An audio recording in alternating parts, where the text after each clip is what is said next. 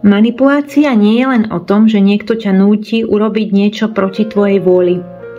Je to oveľa jemnejšie, sofistikovanejšie, je to pomalé prepisovanie tvojho vnútorného kompasu, až kým sa prestaneš riadiť vlastným severom a začneš kráčať podľa cudzieho. Na povrchu všetko vyzerá ako láska, alebo povedzme ako starostlivosť. Ja to viem lepšie ako ty. Vo vnútri je tiché ovládanie. Niekto ti skrátka podsúva svoje predstavy, svoje videnie sveta, svoje správne a nesprávne. A ty, čím viac sa snažíš byť milovaný, získavať uznanie, rešpekt, tým hlbšie sa do tej siete zamotávaš. Manipulácia sa rodí z nedostatku. Niekto nemá kontrolu nad sebou, tak sa ju snaží získať nad tebou. Niektorí manipulujú vedome. Používajú vinu, strach a pochybnosti ako svoje zbrane. Iní to robia nevedome. Zopakujú to, čo videli u svojich rodičov alebo celkovo v spoločnosti. Ale základ je vždy rovnaký. Manipulátor potrebuje, aby si o sebe pochyboval. Aby si veril, že on to všetko vie lepšie ako ty. Že ty potrebuješ jeho súhlas, jeho potvrdenie, jeho vedenie. Lebo len tak ťa môže ovládať bez násilia. Manipulácia nefunguje preto, že sú druhí silní. Funguje preto, že ty sám začneš pochybovať o svojej sile. Začneš spochybňovať svoj pocit, svoju pamäť, svoje rozhodnutia. A v tej chvíli sa vzdáš svojho vnútorného vedenia. A keď ho odovzdáš, niekto iný si ho vezme. A práve preto sú hypersenzitívni ľudia častými cieľmi. Lebo cítia, chápu, hľadajú harmóniu. A v túžbe pomôcť niekedy prekročia hranicu medzi empatiou a stratou seba samého. Zrazu už nepočúvajú svoj hlas, ale ten hlas cudzieho človeka, ktorý znie veľmi naliehavo a presvedčivo. Manipulácia nie je len séria trikov, je to atmosféra a tá má svoje známky.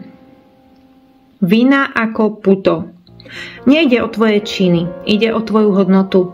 Keby si bol dobrý človek, urobil by si to a to.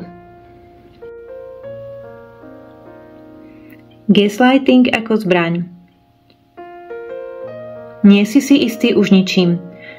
Nevieš, čo si povedal, čo sa stalo, čo cítiš. Realita sa mení podľa ich slov. Láska ako podmienka. Ak ma miluješ, musíš, mal by si, mala by si, bolo by dobré, keby si. Láska sa stane nástrojom kontroly. Izolácia ako klietka. Pomalé odpájanie od všetkých ostatných zdrojov sily. Strach z odmietnutia.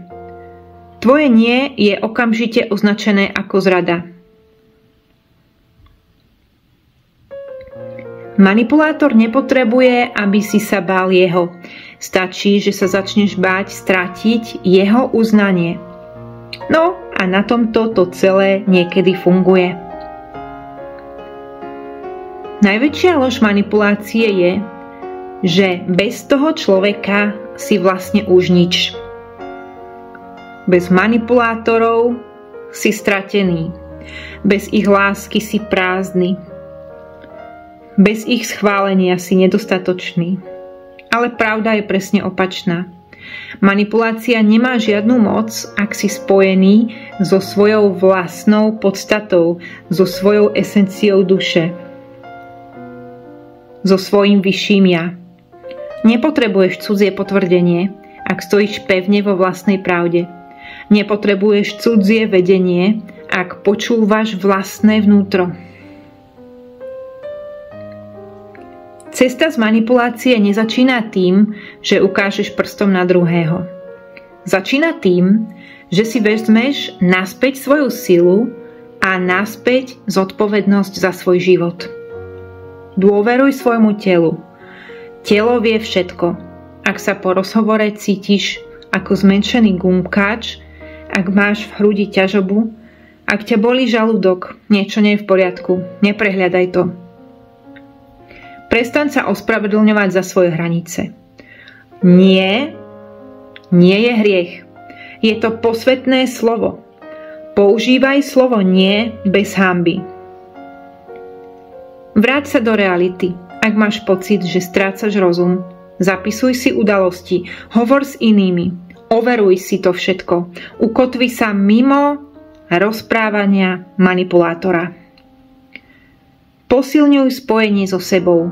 Ticho, príroda, písanie, prechádzky, práca s dýchom, práca s obrazmi, imaginácia, vizualizácia, tvorba. Všetko, čo ťa vracia do seba, do svojej sily, ťa robí menej manipulovateľným.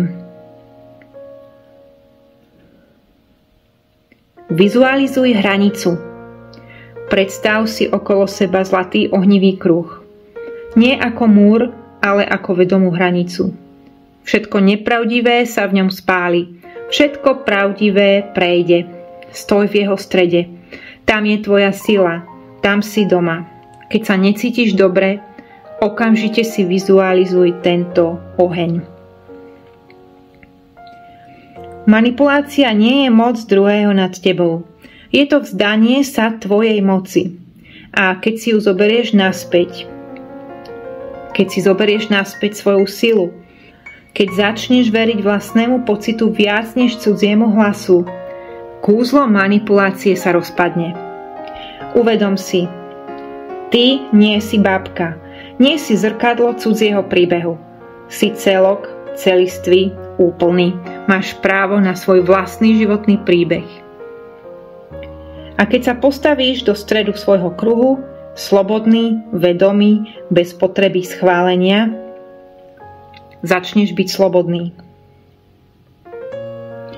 Už nie si tieňom niekoho iného. Máš svoju vlastnú silu a máš svoje vlastné svetlo. Stráž si ho.